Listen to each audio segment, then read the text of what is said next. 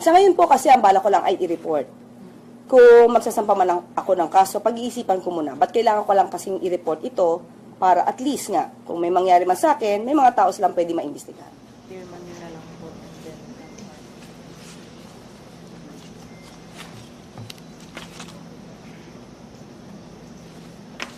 Ano po yung meron po?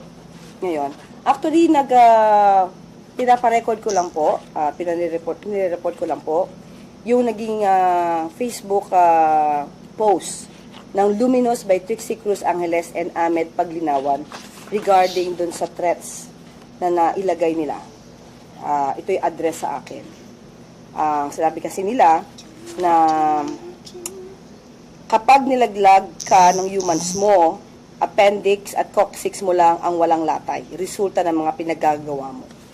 So I really have to report this matter because if something happens to me, at least may nakareport po yung mga taong nagpapalutang ng ganitong klaseng mga grave threats. Sa tingin niyo po, ano pong motibo ng taong to? Bakit sila nag-post ng ganito? Kilala niyo po ba sila? Personally, ang kakilala ko lang naman ay si Atty. Trixie Angeles. Pero yung a certain Ahmed, hindi ko siya kilala personally. At nagkataon lang, inaako naman yata nutong si Ahmed Paglinawan yung kanyang post, but it happens kasi na itong Facebook account ay sa kanila pareho nakapangalan. So, I really have to report on this. Anong background possibly behind this post? When I made this chucky remark, and then ito, sila yung nag-threaten sa akin. Okay? Okay na? Moving forward, ano pong mangyayari sa NBI after this vote? Sa ngayon po kasi ang bala ko lang ay i-report. Kung magsasampa man lang ako ng kaso, pag-iisipan ko muna. Ba't kailangan ko lang kasing i-report ito para at least nga, kung may mangyari man sa akin, may mga tao silang pwede maimbestigahan. How do you feel now, ma'am, after seeing yung post po? At the time, of course, natakot ka. Kasi hindi ko naman sanay sa death threats eh. Pero kasi sabihin na appendix mo lang ang walang latay, iba ang ibig sabihin nun. Meron itong pagbabanta sa iyong buhay. So, yun yung naramdaman ko. At up to now, yun pa rin yung nararamdaman ko, kaya kailangan ko na mag-report. Ma'am, kailan po yung post na yan? January 2. Nandiyan pa rin po ba? O? Nandyan pa rin po. Ma'am, ano po yung mensahe niyo po sa kanila? Sa atin lang naman, kung sinasabi nila may freedom of expression sila. Lahat naman tayo dito ay dapat na ma-exercise ang ating freedom of expression. At hindi kinakailangan na kung ikaw man ay nag-o-oppose sa sinabi ng isang tao, ikaw ay magbabanta na sa buhay niya. Hindi po nadadaan ang anumang diskurso sa pagbabanta sa buhay, yung pagiging bayolente. Huwag nilang gayahin ang mga idolo nila. Prior to this post, meron po bang may previews na post towards you? Wala akong napansin. Ito lang kasi yung nakita ko. Kung meron man before, hahalungkatin ko. Okay, maraming salamat po. Thank you, ma'am. Thank you, ma'am. Thank you po. Hey, Regent Malyari po. I am the designated spokesman for the NBI. And at the same time, chief po ng... Sige po. Kasi pag if ever minsan may mga Kindly give us the context or background po ng pagpunta po dito ni Okay, gaya ng binanggit kanina Yusek Castro, supposedly there was a post made on Facebook which she found to be threatening. So, ang normal na proseso kasi when you actually receive a threat, for you to be able to lay the foundation of filing a complaint later on, should you decide to file a complaint, is kinakailangan na ipablatter mo muna.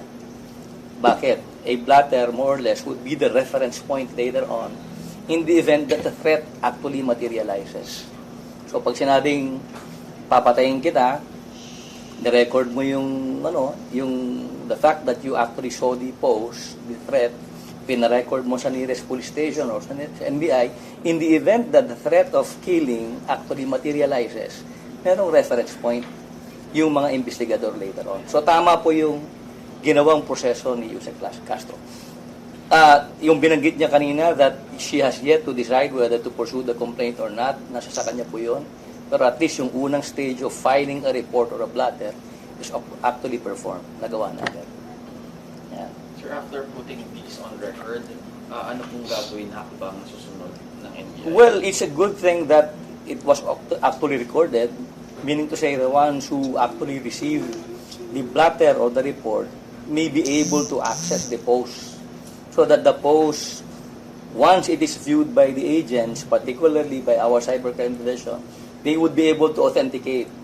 Kukunin yung date and timestamps, yung settings ng file, at maisa-save na yan later on.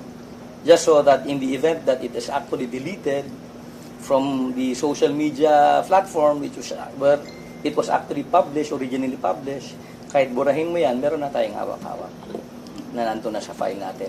Ang kagandahan kasi dito, when you talk about investigations ng mga threats, tsaka yung mga libelous remarks na ganyan, kinukonsider mo kasi palagi kung is it an admitted account or an account simply created for the purpose of making the post. In this case, this is an admitted account. Meaning to say, it's actually in existence even prior to making the post, the publication. So, magiging madali for the investigators to identify kasi it's actually in existence prior to making the post. So, magiging madali ang pag-identify who's actually maintaining and making use of the account. Ganun. Sir, anong oras po na napunta dito? At saka, Well, ang pagkakaalam ko, nag-coordinate muna kay Director, siyempre nagbigay kortesiya muna sa head ng office. Pagkatapos ang head ng office, nagtawag ng investigator from the cybercrime division. We assigned an agent to process the filing of the blatter. In interview for a few minutes si Yusek, pinag-fill up siya ng complaint preparatory to the time that she decides whether she will be filing the complaint. Para at least kung bawang magpa-file na siya ng complaint, nakuha na namin yung kanyang complaint sheet. Ang gagawin lang namin dito, the moment she decides to file it, ipaparuta lang namin yan. Tapos, proseso ng aming investigation, pwede na magsimula. ngayon lang po, ngayon lang nga po. Ngayon lang, yung hapon lang.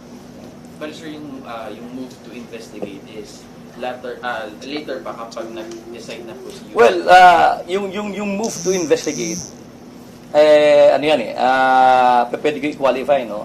Yung pag-investigate, talagang magka-come after the decision of the complainant to pursue the complaint. Pero yung process of authenticating it, gagawin ng agent yan. Kasi kinakailangan na i-save mo yung post. Para in the event that the complainant or the victim decides to file the complaint, nandoon pa rin, na-save mo, nakuha mo yung file. Para burahin man, nakakuha na tayo ng kopya. In this case, sir, ano po yung possible na case na pwedeng kaharapin in case po na mag-pursue nga po? Okay, I do not want to preempt the agents because the agents will be the one to evaluate the evidence that will be collected. Kaya I would rather that hindi ko muna sabihin, pero later on, should we decide to investigate and eventually file it, you will learn from the NBI kung ano i-file natin kaso. Alright. Thank you. Okay, thank you. Ang pagkakaalam ko, our agents from the car, nag-prepare na rin ng application for a cyber warrant, yung warrant to examine computer data. The reason for that is, in the event that we will eventually push towards the examination of the device, meron ng approval at permission ng korte ang pag-examine.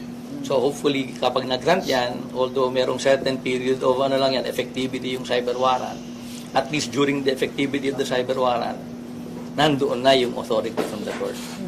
Tapos nandyan naman na, ma-identify natin kung sinong in custody of the cellphone, pwede nating examine. Yun ang pinaka-update. So, other than that, yun pa lang ang masasabi namin. Although, medyo kompleto na yung as far as yung death Pero yung sa cellphone, yun yung ipupursue ng ating application for cyber warrant.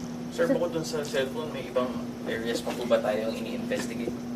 I wouldn't be able to speak about it right now kasi we will have to talk to our agents from our NBI car. Pero yun ang pinaka-latest update, the application for a warrant to examine computer data. Sir, malakas pa rin yung alingaw na hindi daw yung si Cabral nasa ibang bansa doon. Ganun. Okay. Hindi ganong na-publish ito, no? Nung unang lumabas yung pagkamatay, the PNP coordinated with the NBI. The NBI was able to supply the fingerprint of Yusek Cabral coming from our fingerprint database dito sa clearance. the fingerprints which were provided by the NBI was compared to the fingerprints extracted from the cadaver. Nag-match. So, no issue na yan, siya talaga yun. Okay, thank you, sir. Okay. Sorry, sa GMA nalit kami. Bakit mo napunta rito si Yusek? Okay, si Yusek, nag-file lang hindi siya nag-file ng complaint. Parang sort of reporting. Parang ang usual term. Pag-file siya blatter, nagawa na. Yung report, nagawa na. At sabi nga natin, wag naman sana mangyari, if the threat materializes, the blatter or the report will be the reference for the investigation. Ano po yung pinablatter niya? Supposedly, there was a post made on January 2 kung saan parang may mga pinost na somehow na threaten itong si Yusek Castro.